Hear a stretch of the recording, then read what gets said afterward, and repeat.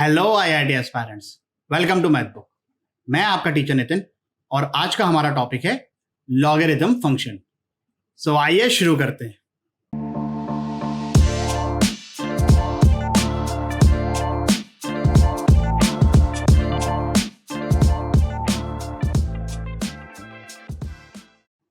Logarithm function, log function, log भी बोलते हैं इसको, शॉर्ट फॉर्म इसका लॉगरिथम का। हमेशा बार बार इतना लिखने की जरूरत नहीं है, सिंपल अपन लॉग भी बोलेंगे इसको। तो log function is inverse of exponential function. Exponential function क्या होता है डेफिनेटली आप लोगों को पता है, मैं फिर भी बताऊंगा। इनवर्स वैसे तो काफी ब्रॉड टर्म है, फंक्शंस जब पढ़ेंगे तब डिटेल में एक्सप्लेन करूंगा, लेकिन सिंपल वर्ड्स में ये समझ सकते हो। एडिशन का इनवर्स क्या हो गया? सब्ट्रैक्शन। मल्टीप्लिकेशन का इनवर्स क्या हो गया? डिवीजन। कुछ सारी चीजें उसमें टर्म्स एंड कंडीशन आ जाती है कि अपन जीरो से चीजों को मल्टीप्लाई तो कर सकते हैं, लेकिन जीरो से चीजों को डिवाइड नहीं कर सकते। तो वो टर्म्स एंड कंडीशंस तो अपनी जगह पे रहेगी, वैसा कुछ यहाँ पर भी होगा। तो लॉग फंक्शन क्या है? सिंपल भाषा में समझने के लिए, log is inverse of exponential function. अब एक्सपोनेंशियल फंक्शन क्या होता है ये आप लोगों को डेफिनेटली पता होगा। y is equal to a raise to power x। a क्या होता है यहां पर? बेस। बेस पॉजिटिव होना चाहिए तभी हम इसको एक्सपोनेंशियल फंक्शन बोलेंगे। अगर बेस पॉजिटिव नहीं हुआ, नेगेटिव हुआ, then it will just be an mathematical expression. लेकिन अगर मैं चाहता हूं कि ये एक्सपोनेंशियल फंक्शन हो तो ये बेस जो है वो पॉजिटिव होना चाहिए। जैसे एग्जाम्पल के तौर पर मैंने बेस को ले लिया 2, और एक्सपोनेंट्स किस तरीके से ऑपरेट करते हैं ये तो आप लोगों को पता ही है। x यहां पर हमारा हो जाएगा इनपुट, y हो जाएगा आउटपुट। तो अगर मैंने x को 0 रखा तो y कितना आ गया? 2 raise to power 0। Any number raise to power 0 is 1। अगर मैंने x को 1 रखा तो y कितना आ जाएगा? 2। अगर मैंने x को 2 रखा तो y कितना आ जाएगा? 4। तो बेसिक अंडरस्टैंडिंग तो है आप लोगों को कि एक्सपोनेंशियल फंक्शन किस तरीके से ऑपरेट करता है। अब लॉग क्या होता है? वो इस एक्सपोनेंशियल फंक्शन का इनवर्स होता है। जिसे एडिशन का इनवर्स सब्ट्रैक्शन होता है, मैं ऑलरेडी बोल चुका हूं। लिखते कैसे हैं इसको इस तरीके से समझते हैं। जैसे अगर मैंने ये बोला है कि n कोई एक नंबर है which is equal to a raise to power something b, तो b यहां पर हो गया हमारा इनपुट, a हो गया हमारा बेस, और n हो गया यहां पर हमारा आउटपुट।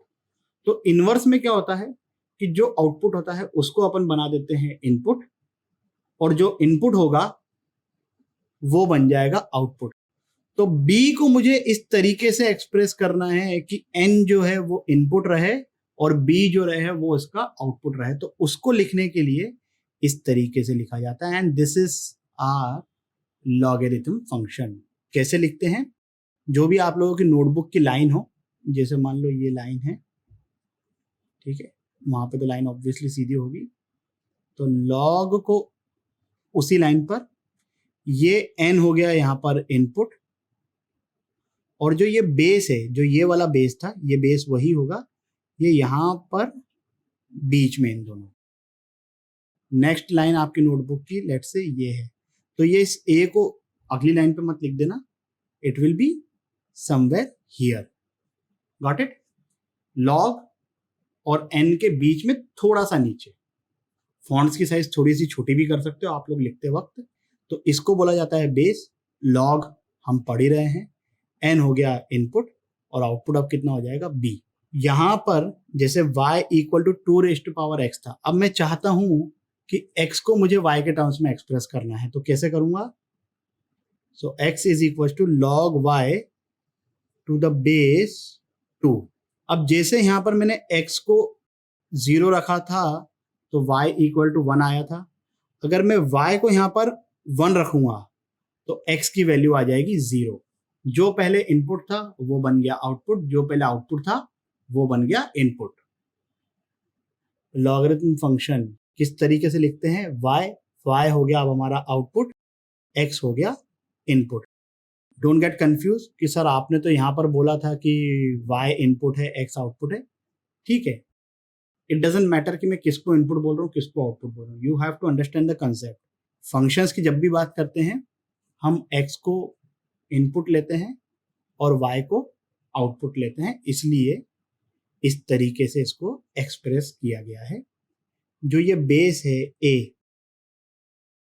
a के ऊपर कंडीशन क्या है कि a पॉजिटिव होना चाहिए और 1 के इक्वल नहीं हो सकता। पॉजिटिव क्यों होगा? यहां पर हमने एक्सपोनेंशियल फंक्शन डिफाइन ही तब किया है जब बेस पॉजिटिव था।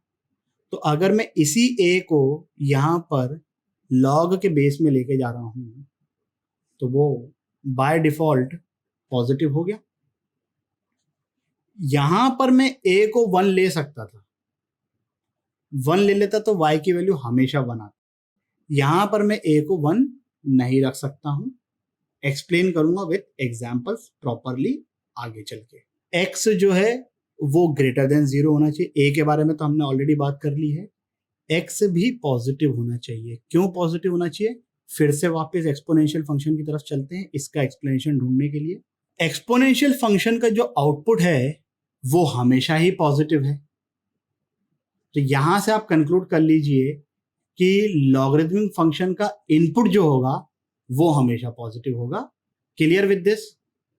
अब लॉग फंक्शन को हैंडल करने के लिए किस तरीके से सोचना है अपने को? एक्सपोनेंशियल फंक्शन के माध्यम से। ओके, अभी हमने क्या लिखा था कि n equal to a raise to power m है अगर, तो log n to the base a is equal to m। उसी तरीके से अगर मैं पहले log लिखूं तो log से अपन एक्सपोनेंशियल में इजीली जा सकते हैं। जैसे फॉर एग्जांपल मैंने ये लिख लिया कि alpha is equal to log gamma to the base beta. तो यहां पर गामा अपना इनपुट हो गया, बीटा हो गया बेस, अल्फा हो गया अपना आउटपुट। अब मुझे गामा को एक्सप्रेस करना है इन टर्म्स ऑफ अल्फा। तो गामा किसके इक्वल होगा? Beta raise to power alpha. तो यहां से आप इजीली लॉग से एक्सपोनेंशियल में, एक्सपोनेंशियल से लॉग में स्विच कर सकते हैं। Clear with this? सॉल्व करिए 3 मिनट के लिए वीडियो को पॉज करके। आंसर है इसका 2। कैसे आएगा?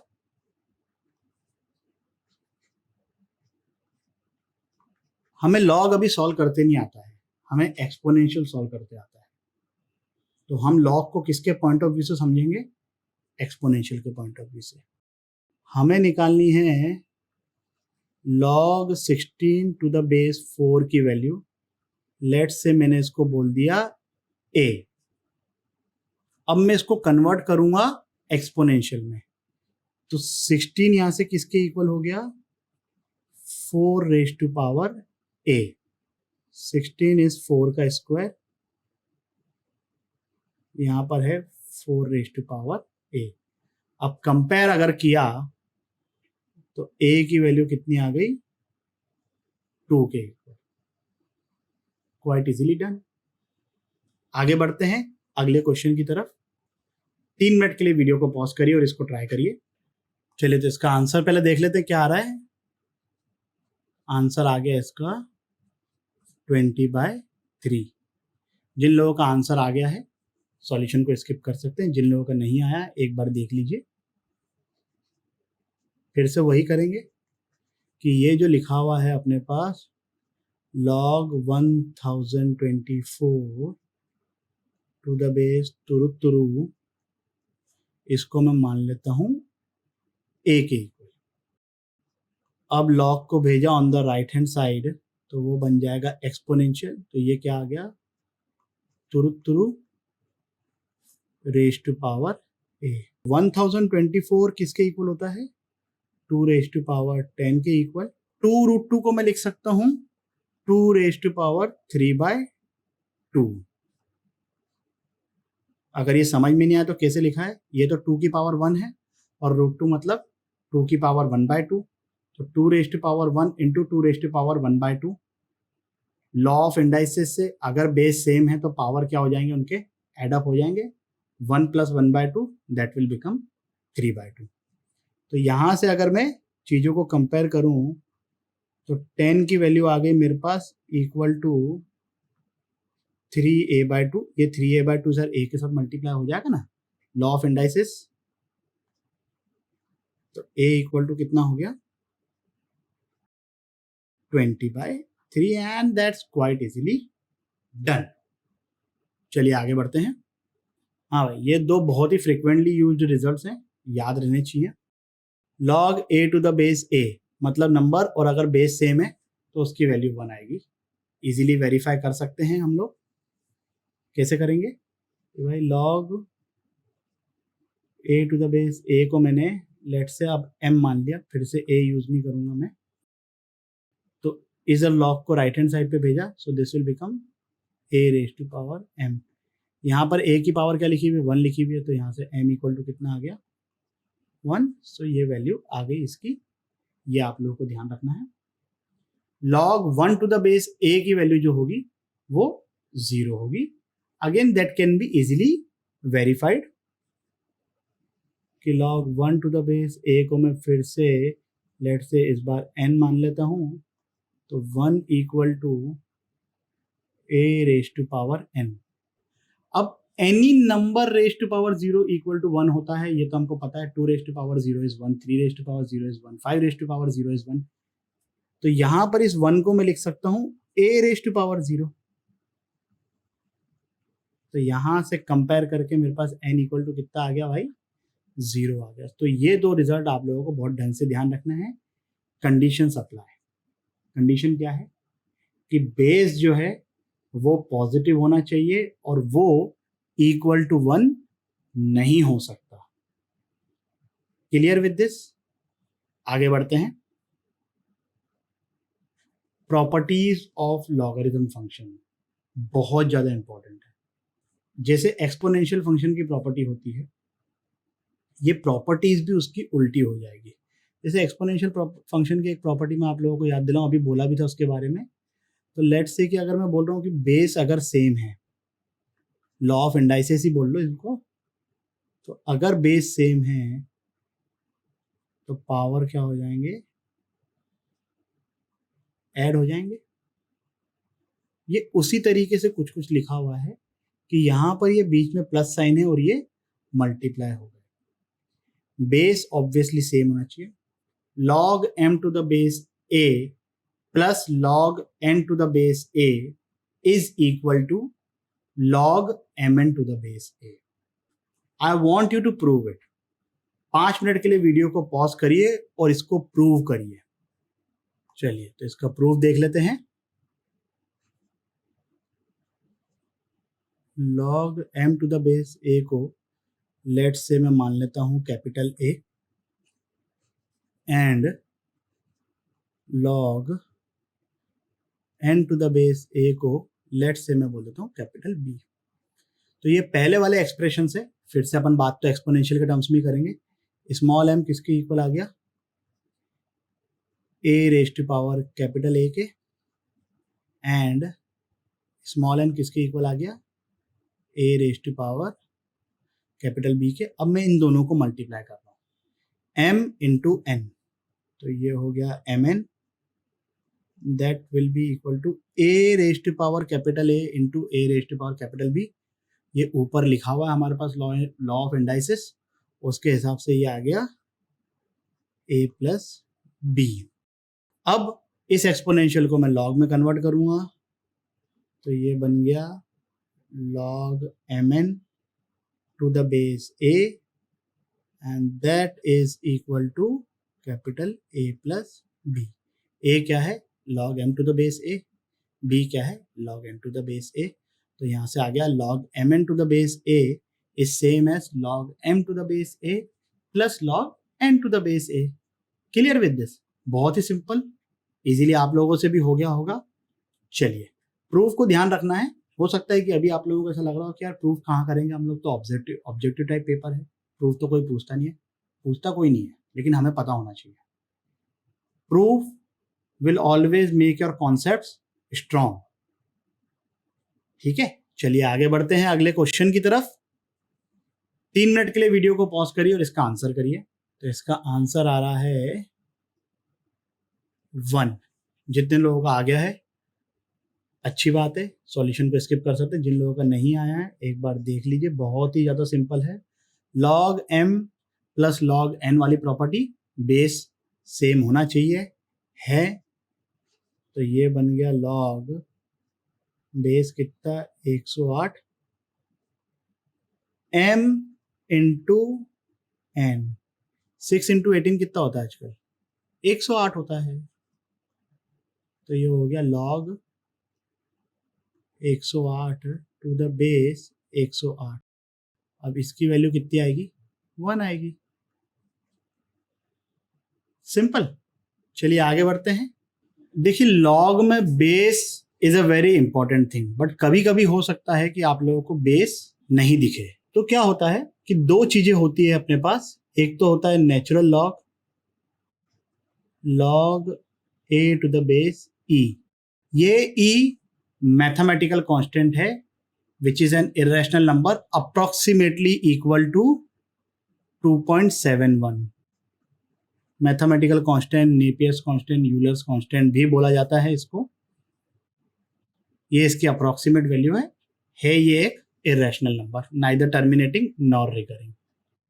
तो ये जो होता है इसको बोला जाता है नेचुरल लॉग. ठीक है, और नेचुरल लॉग को हम इस तरीके से भी लिखते हैं, और sometimes it is also written as log a. यहां पर ये बेस नहीं लिखा हुआ होता है. हो सकता है कि आप लोगों ने फिजिक्स में अभी तक के डेरिवेशन पढ़े होंगे. तो डेरिवेशन में जो डिफरेंशिएशन ऑफ log x होता है which is equal to 1/x, वो इसी का होता है. इसको अपन इस तरीके से भी पढ़ते हैं ln x. तो d/dx जो आप लोगों ने देखा है फिजिक्स में, d/dx of ln x, maths में भी देखोगे ऑब्वियसली, बट उसमें अभी टाइम है, फिजिक्स में स्टार्ट में बता दिया जाता है. So this is the differentiation of ln x. तो हो सकता है कि वहां पर ये लिखा हुआ हो log x. अच्छा, log x कभी कभी log x to the base 10 की जगह भी लिखा हुआ होता है. log a to the base 10, this is also written as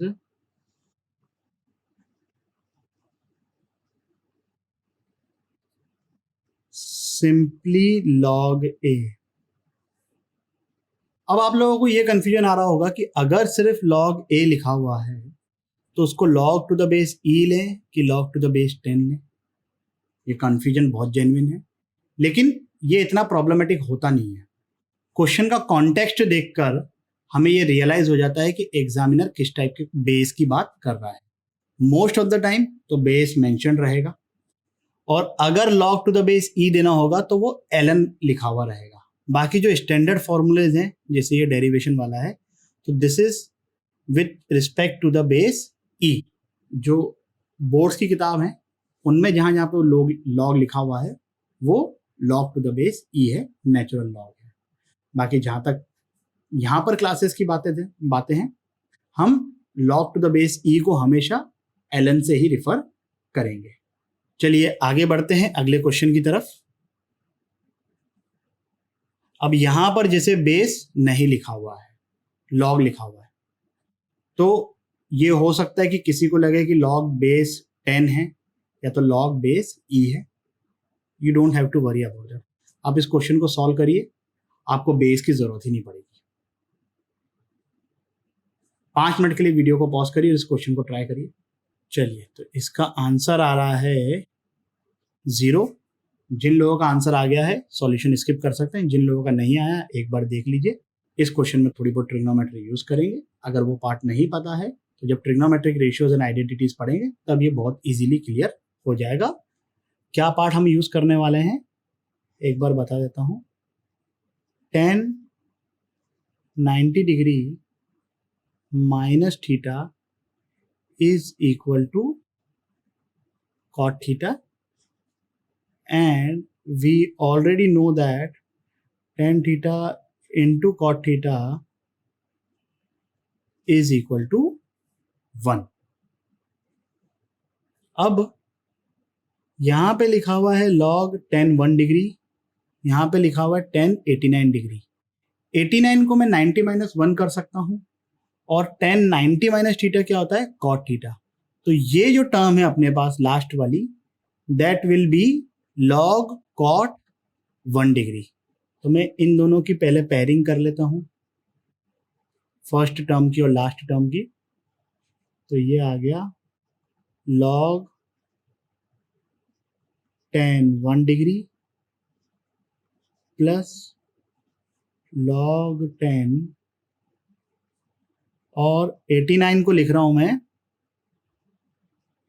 90 minus 1 degree.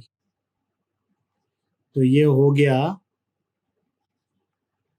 log tan 1 degree plus tan 90 minus theta कितना हो गया cot थीटा के इक्वल। तो ये हो गया log cot 1 degree. log m plus log n की प्रॉपर्टी से ये बन जाएगा log m into n. tan theta into cot theta ये इक्वल टू किसके इक्वल होता है 1 के इक्वल। तो ये आ गया एक्सप्रेशन log 1 के इक्वल। ये 1 नंबर है, यहाँ पर ये 1 डिग्री है। log 1 की वैल्यू कितनी होती है 0। इसी तरीके से यहां पर इस log tan 89 डिग्री से पहले वाली टर्म क्या होगी log tan 88 degree. In dash dash का मतलब समझते हो तुम, 1 2 3 अप टू 89 डिग्री। तो मैं क्या करूंगा log जो tan 88 डिग्री है उसको लिख दूंगा 90 माइनस 2, और फिर से ये जो टर्म है सेकंड वाली, इस सेकंड वाली टर्म का और इधर से जो सेकंड लास्ट टर्म होगी उनकी पेयरिंग हो जाएगी। फिर से उसकी वैल्यू कितनी आ जाएगी 0। 89 तक के अगर हम देखें तो ऐसे कितने पैर बन जाएंगे 44 पैर्स बन जाएंगे जिनकी वैल्यू 0 आ जाएगी। सिर्फ एक टर्म बीच में बच जाएगी, कौन सी log tan 45 डिग्री। अब tan 45 डिग्री की वैल्यू कितनी होती है 1 होती है। तो ये भी बन गया log 1, और ये भी कितना हो गया 0। तो ऐसे 0 कितनी बार ऐड हो जाएगा 45 टाइम्स, कितनी बार भी ऐड हो जाए 0 इंटू एनीथिंग इज 0। आंसर कितना आ गया इसका 0। मैंने वही कहा कि यहाँ पर इस बात से कोई फर्क ही नहीं पड़ेगा कि इसका बेस कितना है 10 है कि e है। मोस्ट ऑफ द क्वेश्चंस में यही होगा। So you don't have to worry कि अगर log लिखा हुआ है तो आपको उसको बेस e लेना है कि बेस 10 लेना है। आगे बढ़ते हैं। चलिए, ये सेकंड प्रॉपर्टी, ये थर्ड प्रॉपर्टी। सेकंड प्रॉपर्टी क्या है, जैसे जब बीच में एडिशन था तो m और n मल्टीप्लाई हो गए थे। लॉजिकली यहां पर अगर बीच में सब्ट्रैक्शन है so it will be m divided by n, and that's quite easily you can prove it, जैसे हमने प्रॉपर्टी 1 को प्रूव किया था। तीसरी प्रॉपर्टी भी यहीं पे देख लेते हैं। log m to the base a, और m की पावर में कोई नंबर अल्फा है, तो ये जो अल्फा है ये उचक के आगे बाहर आ जाएगा। एग्जाम्पल के तौर पे अगर मैं आपको बताऊं तो अगर मैं इस तरीके से लिख रहा हूं log 2 raised to power 10 to the base 2, तो ये जो 10 है ये उचक के बाहर आ जाएगा। This will become 10 times log 2 to the base 2, और इसकी वैल्यू इजीली आ गई 10। हमेशा इतना सिंपल एक्सप्रेशन नहीं भी बनेगा, बट ये जो पावर है, काम की बात क्या है कि ये जो पावर है ये उचक के बाहर मल्टीप्लिकेशन में आ जाएगी। Clear with this? चलिए आगे बढ़ते हैं अगले क्वेश्चन की तरफ। 5 मिनट के लिए वीडियो को पॉज करिए और इसको आंसर करिए। चलिए भाई, तो क्या आंसर आ रहा है इसका? आंसर आ गया 1। जिन लोगों का आ गया है सॉल्यूशन स्किप कर सकते हैं, जिन लोगों का नहीं आया ध्यान से देख लीजिए। हम यहाँ पे प्रॉपर्टी 2 और प्रॉपर्टी 3 दोनों को यूज करेंगे। सबसे पहली बात तो मैं क्या करता हूँ कि ये जो 2 है ये बाहर मल्टीप्लीकेशन में है, ये उचक के अंदर चले जाएगा। तो अभी ये 2 यहाँ जाएगा उचक के, तो ये बन जाएगा 5/9 का स्क्वायर। जैसे यहाँ पर था m की पावर में था तो बाहर मल्टीप्लीकेशन में आ गया, अब यहाँ मल्टीप्लीकेशन में है तो अंदर जाके ये पावर में कन्वर्ट हो जाएगा। तो ये आ गया 75/16 माइनस 5/9 का स्क्वायर कितना होता है 25/81 plus log 32/243 to the base 2. log m minus log n, that will be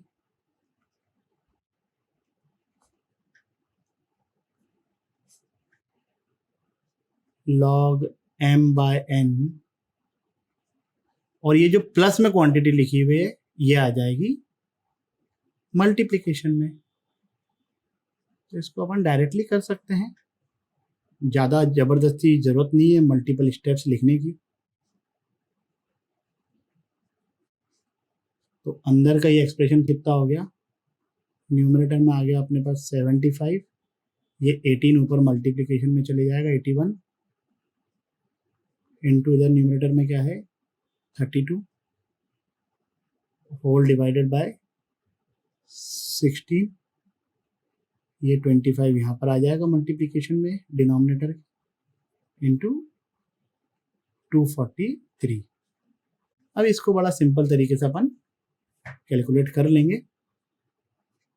81 से 243 कटा तो बन जाएगा 3, 25 इंटू 3 दैट विल बिकम 75, तो यहाँ से 75 और ये कट गया, 32/16 that will become 2. So here we are left with log 2 to the base 2 and that is equals to 1. आगे बढ़ते हैं इसी के साथ प्रॉपर्टी नंबर 4 की तरफ। जब हमने लिखा था m raise to power alpha तो वो अल्फा उचक के बाहर मल्टीप्लिकेशन में आ गया। उसी तरीके से अगर बेस का कोई एक्सपोनेंट है तो वो बाहर डिवीजन में आ जाएगा। एग्जाम्पल लेके भी समझा देता हूं मैं कि अगर मैंने यहां पे लिखा है log 25 और यहां पर मैंने लिखा है 3 का स्क्वायर या 9 बोल दूं उसको मैं, तो ये जो 2 है ये बाहर आ जाएगा डिनोमिनेटर में, तो ये हो गया 1/2 times log 25 to the base 3। Property समझ में आई? चलिए फिर आगे बढ़ते हैं अगले क्वेश्चन की तरफ। 3 मिनट के लिए वीडियो को पॉज करिए और इसको सॉल्व करिए। चलिए क्या आंसर आ रहा है इसका 0। जिन लोगों का आ गया है सॉल्यूशन स्किप कर सकते हैं, जिन लोगों का नहीं आया एक बार देख लीजिए। 17, 23 बहुत ही वियर्ड नंबर्स हैं, है ना। तो अपन थोड़ा बहुत एक काम करते हैं, ये जो बेस है इसके साथ खेलने की कोशिश करते हैं। 8 कैन बी रिटन एज 2√2 का स्क्वायर, और 2√2 का स्क्वायर क्यों लिखा, 2 का क्यूब क्यों लिखा सर? ये यहां से मुझे हिंट मिल रही है, यहाँ पे 2√2 है ना, तो वहां से मुझे ये हिंट मिल गई। 9 को मैं क्या लिख सकता हूं, ऑब्वियसली 3 का स्क्वायर, और यहाँ पे कितना आ गया 23। अब ये जो 2 है ये बाहर जाएगा डिवीजन में, ये जो 2 है ये भी बाहर जाएगा डिवीजन में। अभी मैं सिर्फ इस वाले एक्सप्रेशन को सॉल्व कर रहा हूं। तो ये जो 2 गया बाहर डिवीजन में, that will be 1/2 log 17 to the base 2√2 यहाँ पर फिर से ये 1/2 गया बाहर, तो ये बन गया log 23 to the base 3। अब ये 1/2 कैंसल आउट हो गया, तो क्लियरली देखोगे तो ये जो पहली वाली टर्म है वो रिड्यूस हो गई log 17 to the base 2√2 upon log 23 to the base 3 में, and this is the same as the second term. तो इसमें से अभी मैं इसको खुद को ही सब्ट्रैक्ट करूंगा तो ऑब्वियसली 0 आने वाला है। सर क्या सिंपल बात बोल रहे हो, क्लियर विद दिस? चलिए फिर आगे बढ़ते हैं इसी के साथ प्रॉपर्टी नंबर 5 की तरफ। Property number 5 base changing property. अभी तक के किसी का नाम नहीं बोला था, इसका नाम बोल रहे हैं, ऑब्वियसली वीआईपी ट्रीटमेंट दे रहे हैं तो वीआईपी होगी भाई। क्या है, नाम से समझ में आ रहा है, बेस को चेंज कर दे रहे हैं। यहाँ पर बेस कितना है a, यहाँ पे बेस कितना हो गया c। c can be any number, obviously positive and not equal to 1, need not to be mentioned. अगर लॉग के अंदर बेस में कोई चीज लिख दी है तो क्लियर है कि वो ग्रेटर देन 0 होगी एंड नॉट इक्वल टू 1 होगी। तो क्या कर दिया अपन ने भाई, देखो यहाँ पर m है और ये उसका बेस a है। मैं चाहता हूं कि मुझे कुछ नया बेस मिल जाए, कोई भी नंबर हो सकता है, तो उसको किस तरीके से लिख दिया है, log m to the base c, और जो ये नया वाला बेस है ना वही इधर भी लिखोगे। ऐसा नहीं कि यहाँ पे c लिख दिया और यहाँ पे d लिख दिया। log m to the base c और डिनोमिनेटर में क्या आ जाएगा, जो ये बेस था log a to the base c। Numbers लेके एग्जाम्पल के फॉर्मेट में समझाता हूं मैं। जैसे मान लो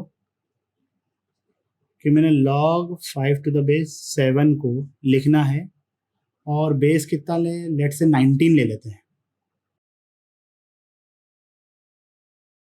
तो ये हो गया log 5 टू द बेस 19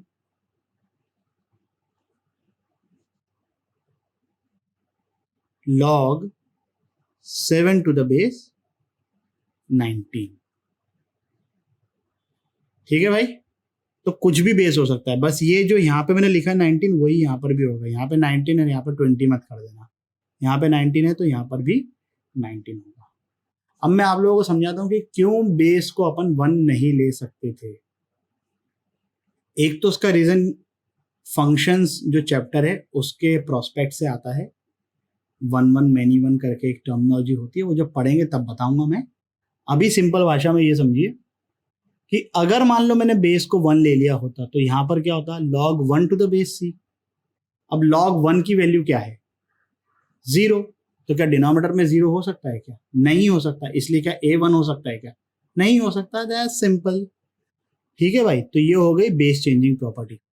मेरी सजेशन ये है कि आप लोग इसको प्रूव करें, हो जाता है अच्छी बात है, नहीं होता है जिनसे, मेरा मेल आईडी डिस्क्रिप्शन में है, आप लोग मुझे मेल करिए, मैं उसका सॉल्यूशन या अपना सॉल्यूशन मुझे भेज दीजिए कि सर हमने इस तरीके से किया है, because there is not one unique way. तो अगर आपको कोई डाउट होता है कि आपने जो जिस तरीके से प्रूव किया वो सही नहीं है, आप मुझे मेल करके अपना सॉल्यूशन भेज सकते हैं, मैं आपको बता दूंगा कि वो सही है कि गलत है। Clear with this? आगे बढ़ते हैं अगले सवाल की तरफ। 3 मिनट के लिए वीडियो को पॉज करिए, इस क्वेश्चन को ट्राई करिए। चलिए, तो इसका आंसर आ रहा है 2। जिन लोगों का आ गया सॉल्यूशन स्क्रिप्ट कर दीजिए, नहीं आया है देख लेते हैं। ये जो लिखा हुआ है log 4 टू द बेस 3, इसको मैं लिख देता हूं ln 4 बाय ln 3। तुम कुछ भी बेस ले सकते हो। मैंने क्यों ln लिया है, क्योंकि लिखना कम पड़ता है। log में 3 अल्फाबेट है, इसमें 2 ही अल्फाबेट है। ये जो log 5 टू द बेस 4 है, इसको लिख देता हूं मैं ln 5 divided by ln 4 and this will go till ln 9 divided by ln 8। ये करते जाएंगे, ऐसे करते जाएंगे करते जाएंगे, क्या बच जाएगा इधर, न्यूमरेटर में बच गया ln 9 और डिनोमिनेटर में बच गया ln 3। 9 को लिख सकता हूं मैं 3 का स्क्वायर,